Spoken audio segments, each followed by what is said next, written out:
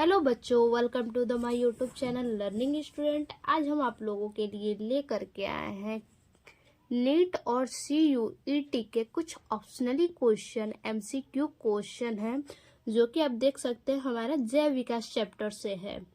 और ये हमारा चैप्टर क्या है, 7वां है। तो देखते हैं हमारा MCQ क्वेश्चन जो फर्स्ट नंबर है वो क्या है।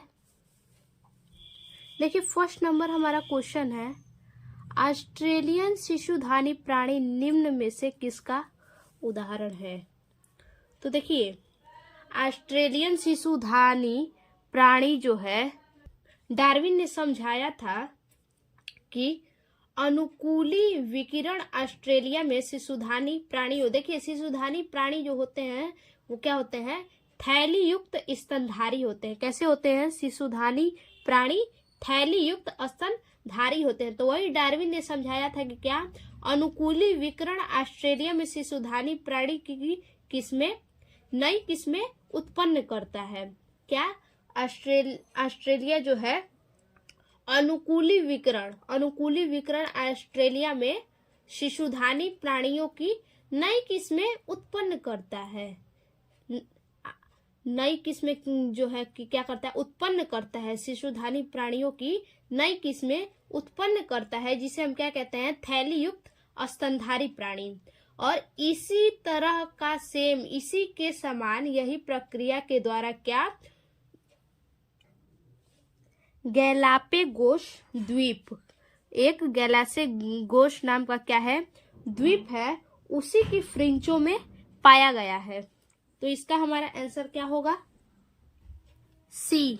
क्या होगा इसका आंसर हमारा, अनुकूल विकिरण। अभी हमने आपको समझाया भी, तो इसका आंसर हमारा क्या होगा, अनुकूल विकिरण, क्योंकि डार्विन ने अनुकूली विकिरण से ही क्या समझाया है। तो ये हमारा क्या होगा, अनुकूली विकिरण। अब देख लेते हैं हमारा दूसरा क्वेश्चन जो है क्या है। तो देखिए, हमारा दूसरा नंबर क्वेश्चन है, लंबे समय तक यह माना जाता है कि जीवन की उत्पत्ति सड़े गले पदार्थों जैसे घास फूस कीचड़ आदि से हुई है। देखिए, ये तो सही बात है। क्या लंबे समय से ये अवधारणा प्रचलित है, इसे माना गया है कि जो जीवन की उत्पत्ति है, लोगों की जीवन की जो उत्पत्ति है वो कैसे हुई है, सड़े गले पदार्थों से, घास फूस कीचड़ इन्हीं सब से हुई है। तो यह परिकल्पना थी। देखिए, हमारा ऑप्शन क्या है, प्रलयकरणवाद, स्वतः जनन, पैनस्पर्मिया, रासायनिक विकास। तो देखिए, ये जो सब चीज हमें बता रहा है ये क्या है, इससे छोटे छोटे जीव का इससे निर्माण होता है। इन सब से क्या होता है, छोटे छोटे जीवों का निर्माण होता है। सड़े गले पदार्थों से, घास फूस से, कीड़े कीचड़ वगैरह से क्या होता है, छोटे छोटे जीवों का विकास होता है इन सब से। तो क्या दिया है, यह परिकल्पना थी। इन चारों में से कौन सा हमारा ऑप्शन होगा, प्रलयकरणवाद, दूसरा स्वतः जनन, तीसरा पैनस्पर्मिया और चौथा रासायनिक विकास। तो हमारा आंसर क्या होगा, स्वतः जनन। हमारा आंसर क्या है, बी, स्वतः जनन। क्वेश्चन देख लेते हैं 3 नंबर हमारा क्वेश्चन क्या है। देखिए, 3 नंबर हमारा क्वेश्चन है, निम्न में से कौन सी संरचना पक्षियों के पंखों में मिलती जुलती है। इनमें से कौन सी संरचना है जो पक्षियों के पंखों से क्या मिलती जुलती है। मॉथ के पंख, खरगोश के पश्चपाद, वेल के फ्लिपर और शार्क का पृष्ठीय पंख। तो हमारा ऑप्शन क्या होगा, सी होगा। जो पक्षियों के पंखों से मिलती जुलती है वो संरचना कौन सी है, वेल के फ्लीमर है। पक्षियों के पंखों से क्या है, मिलते जुलते हैं। अब देखिए हमारा अगला क्वेश्चन क्या है, 4 नंबर। देखिए, डार्विन के अनुसार अनुकूलता है। डार्विन के अनुसार अनुकूलता क्या है, पहला प्रजनन अनुकूलता, दूसरा शारीरिक अनुकूलता, तीसरा आध्यात्मिक अनुकूलता और चौथा उपयुक्त में से कोई नहीं। तो हमारा इसमें से आंसर क्या होगा, हमारा ऑप्शन ए सही होगा। क्या होगा, प्रजनन अनुकूलता। डार्विन के अनुसार अनुकूलता है, क्या अनुकूलता है, प्रजनन अनुकूलता। देखिए अब हमारा अगला क्वेश्चन है,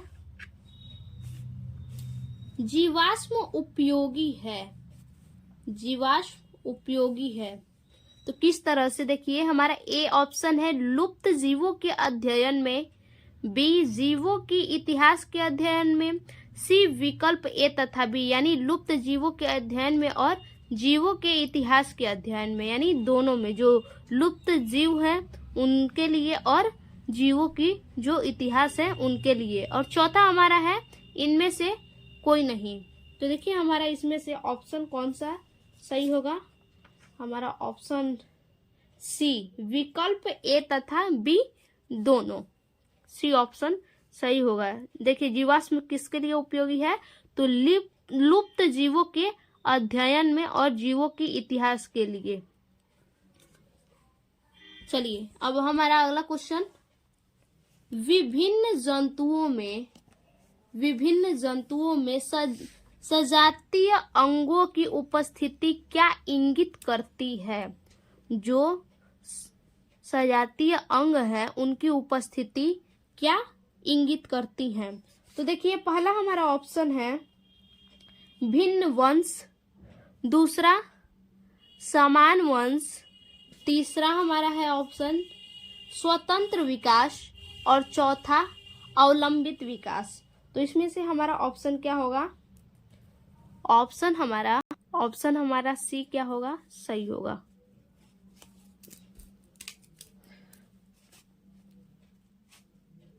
ए, बी, सी और डी, हमारा बी क्या होगा? ऑप्शन सही होगा, समान वंश। तो आइए अब अगला क्वेश्चन देखते हैं।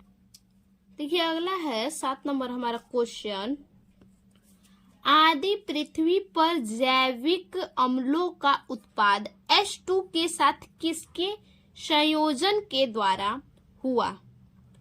तो देखिए किसके संयोजन के द्वारा हुआ? ए अमीनो एवं मीथेन, बी हाइड्रोजन, सी जैविक पदार्थ और डी हमारा क्या है? सल्फेट्स एवं मीथेन। तो देखिए क्या कह रहा है, आदि पृथ्वी पर जैविक अम्लों का उत्पादन हाइड्रोजन के साथ किसके संयोग के द्वारा हुआ? हाइड्रोजन के साथ जो है वो किसके संयोजन के द्वारा हुआ? तो हमारा ऑप्शन क्या होगा? ए होगा, अमीनो और मीथेन के संयोजन के द्वारा हुआ। देखिए अब हमारा अगला 8 नंबर क्वेश्चन,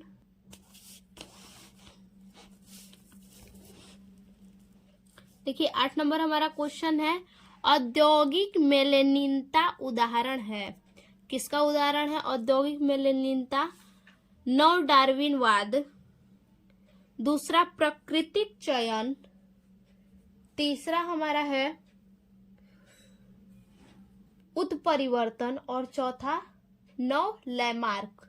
तो देखिए इसमें से हमारा ऑप्शन क्या होगा? बी मेलेनिनता उदाहरण है। औद्योगिक मेलेनिनता किसका? प्राकृतिक चयन का उदाहरण है।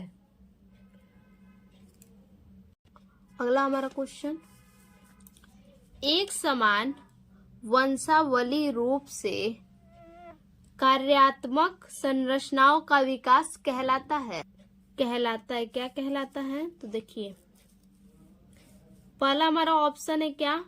विशेषता सूचक जैव विकास, अनुकूली विकिरण, तीसरा अन्य अनुकूलन प्रसारण और चौथा प्रतिगामी जैव विकास। बी ऑप्शन हमारा सही है, अनुकूली विकिरण।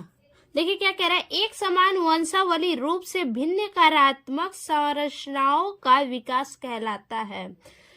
भिन्न कार्यात्मक संरचनाओं का विकास क्या कहलाता है?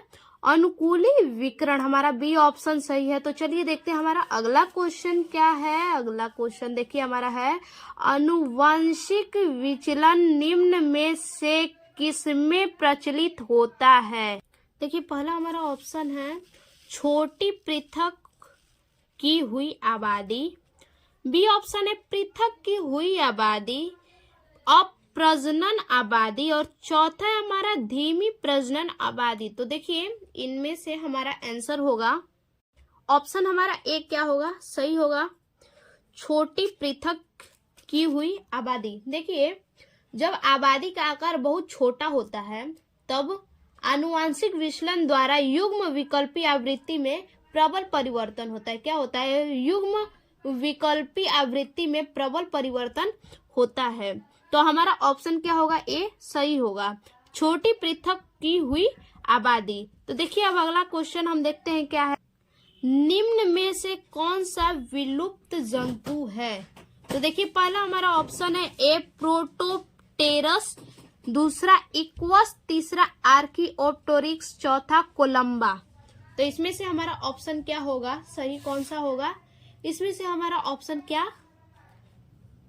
ए ऑप्शन हमारा है प्रोटोप्टेरस। देखिए हमारा ऑप्शन सी सही होगा, आर्कियोप्टेरिक्स। देखिए ये जो है जुरासिक समय की चट्टानों में पाया जाता है, आर्कियोप्टेरिक्स।